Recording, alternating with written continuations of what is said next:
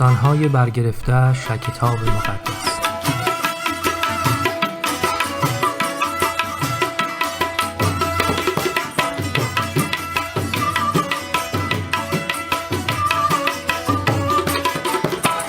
داستان کشاورز.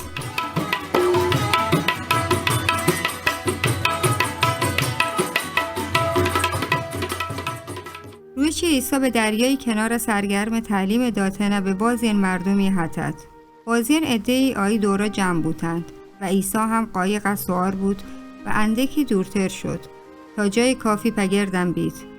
آب قایق تاها نشتت و شادن به مردمانی تعلیم پرداخت. عیسی یه داستان را فراوان تعریف کرد. کشاورزی به بوتی مزرعه تاها بذر کشت. همیره که بذران به اطراف و پاشد، یعنی به طور اتفاقی در کشتزار گذرگاهان کبد و پرنده یاتند و آوان مچان وارتش. بعضی به هاکه سرا کبد که آیی چرا سنگد. بذران به کم عمقین هاکه تاها باز زود سبز بودند، ولی به سبب یشی که آوانی ریشک قادر نهد به هاکه کم عمق تا فرو برد، گرما به راوان جد و مچ سوتند و شبین شدند. بعضی شا بذران لابلای جران کبتند.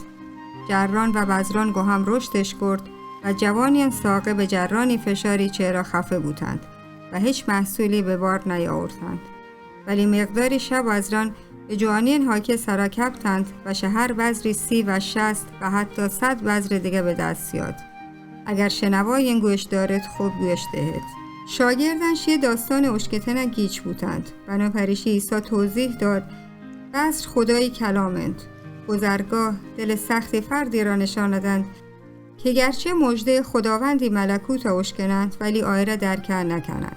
در همان حال شیطان رسید و تومان شایی قلبه تاها دزدید.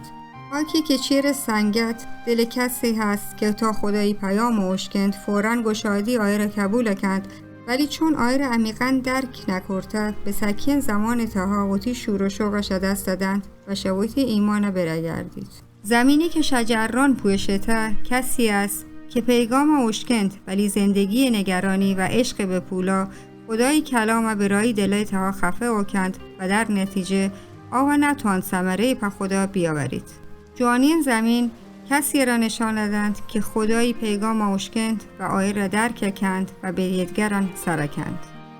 داستانی برگرفته از کتاب مقدس انجیل متی فصل 13 آیات 1 تا 8 و 18 تا 23. انجیل مرقس فصل 4 1 تا 8 و 13 تا 20. انجیل لوقا فصل 8 آیات 4 تا 15.